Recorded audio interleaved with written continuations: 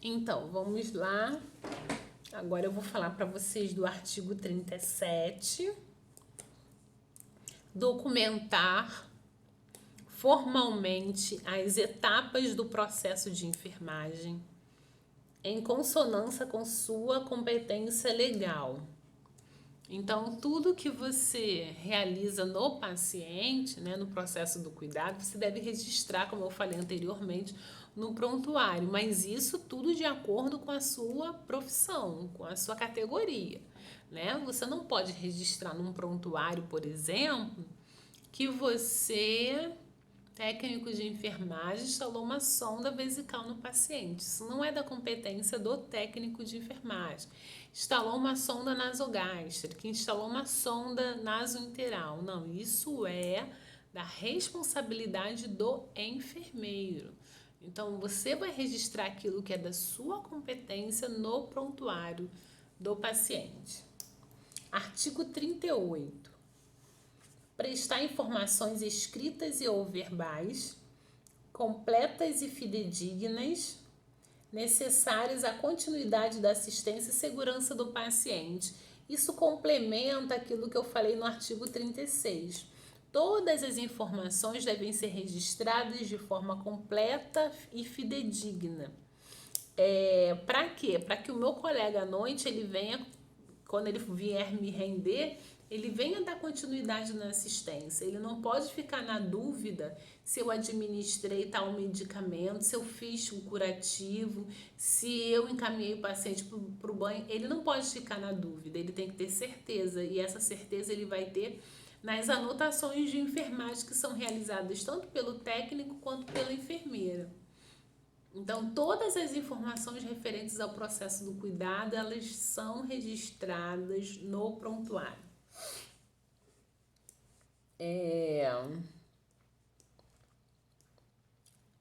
Artigo 39. Esclarecer a pessoa, família e coletividade a respeito dos direitos, riscos, benefícios e intercorrências acerca da assistência de enfermagem. É um dever meu dizer ao paciente os riscos de cada procedimento que eu realizo com ele, né? Por exemplo, olha, eu vou administrar no senhor um Buscopan.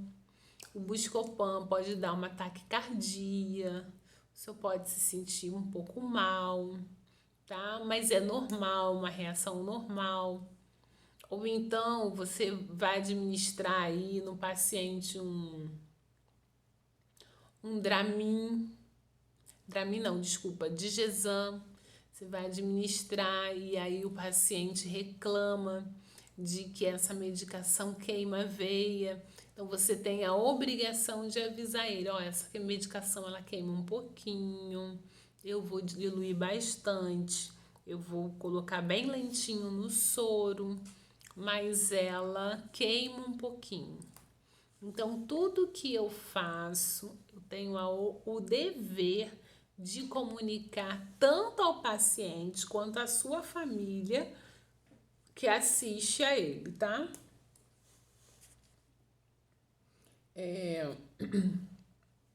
Artigo 40.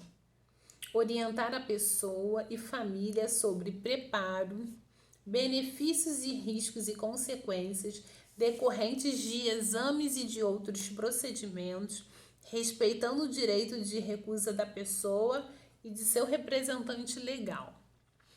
Hoje, em alguns não, né? Na maioria, acredito eu que 100% das clínicas de imagem que realizam exames de imagem, elas também possuem profissionais da enfermagem. Por quê? Porque, por exemplo, né? Dependendo do exame, o paciente vai fazer uma tomografia, uma ressonância, tem que puncionar a veia desse paciente. E quem vai puncionar é a enfermagem. Dependendo do local, esse paciente vai ser acompanhado durante o exame pelo profissional da enfermagem. Então, é um dever nosso orientar a esse paciente e a sua família sobre todos os riscos provenientes a esses exames, o preparo, tudo.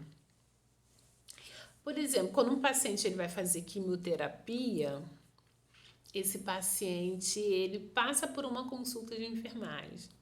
E a enfermeira, ela informa o paciente tudo que ele pode sentir. Olha, você pode sentir enjoo, mas vai ter medicamento para o enjoo. Você pode sentir dor de cabeça, pode sentir dor no corpo.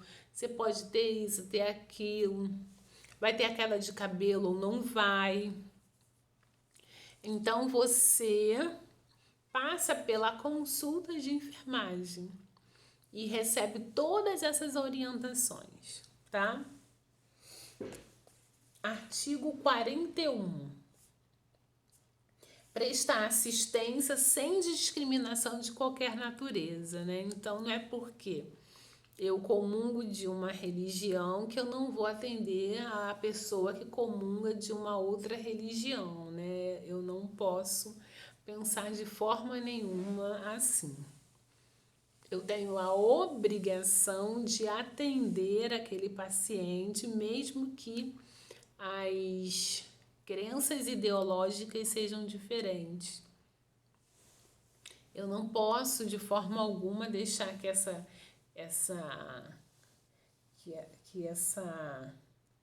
discriminação, né, ela venha sobrepor ao meu cuidado. Eu tenho que prestar assistência independente de qualquer coisa, se é homem, se é mulher, se é negro, se é branco, se é hétero, se é homo, se é bi, se é trans. A minha obrigação é prestar assistência. Se é um morador de rua, uma pessoa muito rica, ou se é um assaltante, a minha obrigação é prestar assistência. Não cabe a mim o julgamento. Artigo 42.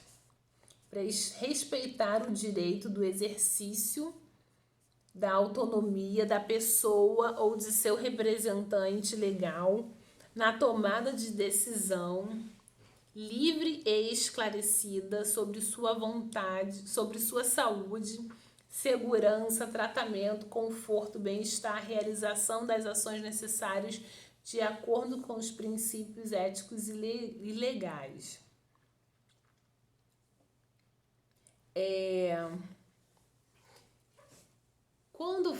Principalmente quando você lida com criança, você tem que ter um entendimento que aquela mãe ou o pai que acompanha a criança, ele é um representante legal, né? Esse representante legal, ele tem uma palavra que tem peso, né? Como é que eu vou te dizer assim? Essa pessoa ela tem responsabilidade sobre essa criança. Muitas vezes ele vai dizer se essa criança vai ou não realizar tal procedimento. É claro que se a não realização do procedimento colocar em risco a vida dessa criança, existem meios legais de você realizar esse procedimento, né, tirando a guarda dos pais, por exemplo, no caso aí das testemunhas de Jeová que não concordam com a transfusão sanguínea. Mas é minha obrigação respeitar o direito do representante legal, porque a palavra dele, ela tem um peso sim, né? É claro que em todo instante eu irei priorizar pela vida do indivíduo, né? A todo momento. Eu vou priorizar pela vida do meu paciente. Mas eu tenho que respeitar esse representante, né? Parágrafo único do artigo 42. Respeitar as diretivas antecipadas da pessoa no que concerne as decisões sobre cuidados e tratamentos que desejam não receber no momento em que estiverem incapacitados de expressar livre e autonomamente suas vontades. O paciente ele pode, por exemplo, antes de entrar em coma, deixar ali registrado, falar com alguém, né? Os seus desejos, aquilo que ele quer, né? A gente teve um caso aí, acho que semana passada, de um técnico de enfermagem que estava, acho que no 7º período da faculdade. Ele estava atuando, né, como técnico aí no combate ao Covid. Ele se contaminou e antes dele ser entubado, ele passou uma mensagem, acho que para a mãe, dizendo que ele não ia aguentar sair do tubo, né?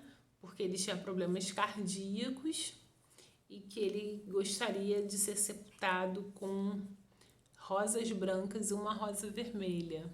Infelizmente, esse desejo dele não foi realizado, porque os pacientes que morrem de Covid são sepultados assim, de uma forma que eu posso te dizer que é até agressiva, né? Não tem velório, às vezes nem arrumam o corpo do paciente, nem colocam roupa nem nada, né? Prepara o corpo, faz o tamponamento, coloca no saco e põe no caixão. Fecha o caixão, a família nem vê nada, enfim. É uma violação à família, enfim. Mas eu entendo que é necessário, né?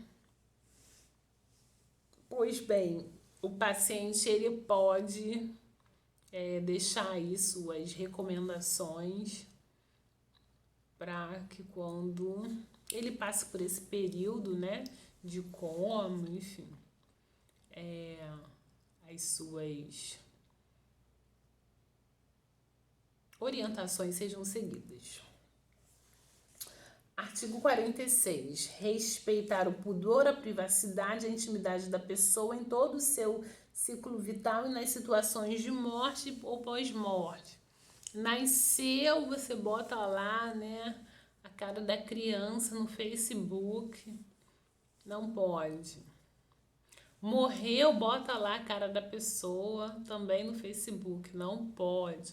A gente tem que respeitar o respeito ao pudor, o respeito ao corpo, à privacidade do indivíduo, mesmo que essa pessoa não tenha mais vida, é minha obrigação em respeitar isso, né?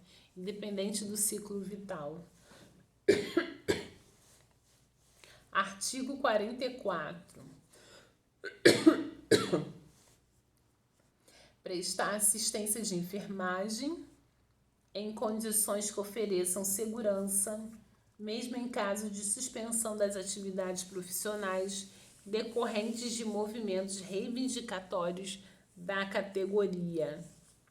Então, em situações de greve, eu posso participar, porém, 30% do efetivo de uma instituição deve estar trabalhando.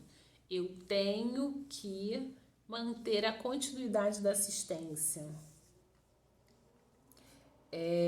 Parágrafo único. Será respeitado o direito de greve. Nos casos de movimentos reivindicatórios, deverão ser prestados cuidados mínimos que garantam a assistência segura conforme a complexidade do paciente. Então, o mínimo de cuidado eu tenho a obrigação de fazer. Artigo 45.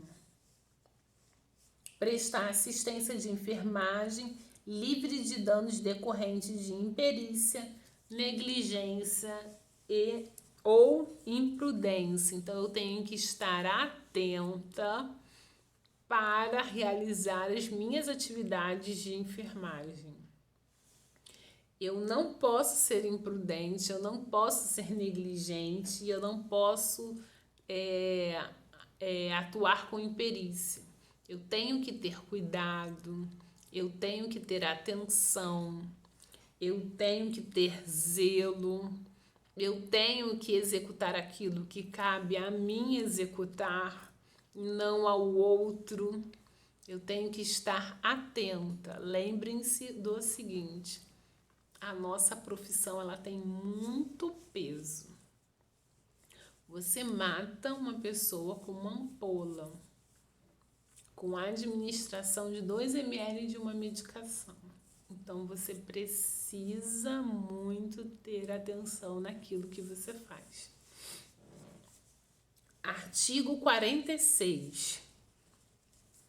Recusar-se a executar prescrição de enfermagem e médica na qual não constem assinatura e número de registro profissional prescritor, exceto em situações de urgência e emergência. Então vamos lá. Se você está diante de uma prescrição médica aonde não tem assinatura e carimbo do médico, não faça. Por quê? Porque se der ruim, a responsabilidade vai ser de quem fez. Porque quem prescreveu não vai aparecer. Você pode ter certeza disso. Então, não faça. Comunica a sua enfermeira. Ó, o médico fez essa prescrição aqui e a prescrição não tem assinatura e não tem carimbo. Ela vai resolver. Ela vai entrar em contato com o médico, ela vai pedir para um outro médico carimbar. Ela vai resolver. E é um direito do profissional de enfermagem se recusar a realizar uma prescrição como essa. Agora, por exemplo, né, eu trabalho em centro cirúrgico. E aí, no meio da cirurgia, o paciente para. Aí o anestesista começa lá a entubar o paciente. Aí ele fala: Patrícia, adrenalina, mais uma ampola, atropina, efortio, parará. Se eu for esperar ele prescrever, assinar e carimbar para eu fazer, o paciente morre. Então, há uma relação de confiança, né? Eu vou diluindo as medicações, se forem necessárias a diluição, se não forem, eu vou administrando direto na veia do paciente. E ao final, depois que estabilizou o paciente, eu recolho todas aquelas ampolas e falo: olha, doutor, usei 4 ampolas de adrenalina, 4 de atropina, usou uma hidrocortisona, usou um efortil, usou um fentanil, usou uma morfina, né? Usou um propofol. Então eu vou dizendo ali aquilo que usou e ele vai prescrevendo, tá? Mas é uma situação de urgência e emergência. Naquele momento ali, tem que salvar a vida do paciente que apresentou uma parada cardiorrespiratória. Isso também pode acontecer no CTI. Às vezes o médico está fazendo um procedimento e o paciente para. Vai prescrever para depois fazer a medicação? Não, não é dessa forma que funciona. Inciso 1 do artigo 46. O profissional de enfermagem deverá recusar-se a executar prescrição de enfermagem médica em caso de identificação de erro ou ilegibilidade da mesma, devendo esclarecer com o prescritor ou outro profissional registrando no prontuário. Hoje em dia isso diminuiu bastante, até mesmo porque a maioria dos hospitais privados são prontuários eletrônicos. Mas antigamente as pessoas, os médicos principalmente, não escreviam, eles rabiscavam e a gente da enfermagem tinha que acabar adivinhando ali, né? Pois bem, é um direito seu se recusar a fazer uma prescrição dessa. Se você não está entendendo o que o médico prescreveu, você pode se recusar, tá? Agora, você chegou lá e o médico falou: ah, não, eu escrevi, vamos supor, Tramal de 50 miligramas. Você registra no prontuário que o médico comunicou a você que é Tramal de 50 miligramas, assina e carimbo. tá? Porque amanhã ou depois, se não for ultramal, se ele se enganou e o paciente fez um processo alérgico, a responsabilidade não vai ser sua, vai ser dele. Inciso 2. É vedado ao profissional de enfermagem o cumprimento da prescrição à distância, exceto em casos de urgência e emergência e regulação, conforme resolução vigente. Eu não posso, de forma, o médico tá operando em tal lugar, né? E aí ele, olha, faz isso e isso no meu paciente. De forma alguma, eu não posso de jeito nenhum fazer isso. É completamente proibido, tá? Agora, nos casos de urgência e emergência, isso pode acontecer. E aí você vai fazer o quê, né? Depois que você estabiliza o paciente, você registra no prontuário. Mas fora isso, não. Esses casos podem acontecer quando? Por exemplo, se você trabalhar em home care. O que é home care? É quando você trabalha com o paciente dentro de casa, né? E aí, às vezes, o paciente está entubado, está com bomba difusora, tá mal, para e não tem médico. É você e o paciente, né? Então, de repente, aí você liga para o médico, ele manda você administrar as medicações, faz massagem cardíaca, enfim. Até a ambulância chegar, então, aí é uma outra história, é permitido. Mas dentro de uma instituição hospitalar, você tem que ter médico 24 horas, então nesse caso não. E o artigo 47, posicionar-se contra e denunciar aos órgãos competentes ações e procedimentos de membros de equipe de saúde quando houver risco de danos decorrentes de imperícia, negligência e imprudência ao paciente, visando a proteção da pessoa, família e coletividade. Então, se algum membro da equipe de enfermagem ou de saúde, né,